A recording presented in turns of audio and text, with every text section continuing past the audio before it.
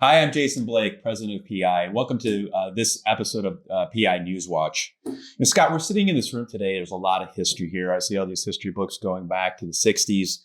But we're making some history today, and we're launched the kind of like this last stage of EV RP 1800. Can you let the membership know where we're at with it and kind of how much work you guys have gotten to get to this point? Sure, no problem. So RP 1800 is actually the electrical vehicle charging recommended practice.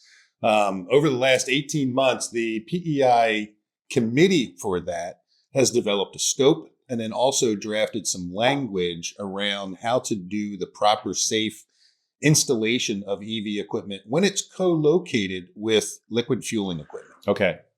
So why did we do that? I mean, a lot of folks are questioning why we actually, invested all these dollars to make sure this recommended practice was out there to assist our members. Tell me a little bit more about that. Yeah, well, I think with the advent of EV charging and co-locating it at liquid fueling facilities, that's the main piece. Right. Is when you try to combine both technologies together, there are safety factors that need to be taken into consideration. So basically, you need to separate the equipment. You don't want to mix the liquid fueling components with the electrical vehicle charging components. And there hasn't been any other guidance in the industry on how to do that in a proper and safe manner. Well, Scott, you and I laugh about how, you're the technical person and I'm not the technical person. But here's what I think, and I want to hear your thoughts on this is, okay, we're going to throw this big charging unit and then we've got all this fuel right there. Right. I mean, that doesn't even make sense, right? Well, I mean, it does make sense. You can co-locate this equipment together. That's hard to say, by the way. But the issue is there are separation distances that need to be maintained. There are proper codes, electrical codes, and things of that nature to make sure that the equipment is separated from a proper standpoint. So number one, that it's safe for the installation company that's installing it, but also the customer aspect of, when there's issues that take place. If you were to happen to have a spill at the liquid side, you don't want that liquid to enter into the electrical charging field as well, because as we know, water and electric don't mix, nor does liquid fueling and electricity highly mix. Flammable fuel. Yeah, I mean, that's crazy. So you guys have been hard at work at this, and it's that's one of the great things about PEI is we have all these folks, these experts that have come together, and this has been a fascinating process for you, I would think. What's the key focus or something that they can take away from this video today that they need to know when this EVRP 1800 is done? Yeah, well, I mean, I think some of the key factors are it's going to provide guidance for a proper and safe installation. Safety is very important. Safety is the key component. So really what we're looking for is to identify safe setbacks. Identifying and basically when you co-locate this equipment, make sure that that you're not mixing the two technologies together. On top of that, we're also looking for the proper planning and design of ingress and egress of the electrical vehicle movements or the transportation that takes place on site. So again, you don't want your EV to interfere with any type of your other liquid fueling components that take place. And as well, you're also looking to basically say, how does this integrate with all the other safety systems that are on site, such as your emergency stop system or your customer interactions with credit payments and things and transactions and things of that nature. Wow. That's amazing. Can you, I think what all our members want to know right now is what's next and what's the next step. So you guys have put this document together. And I know we're through the public comment period.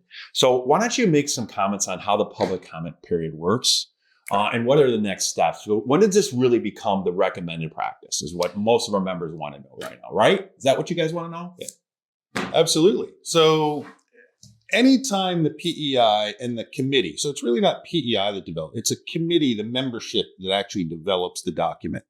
So when that document is developed, prior to it becoming an official publication for the association, it goes out for full peer review to the industry and the public.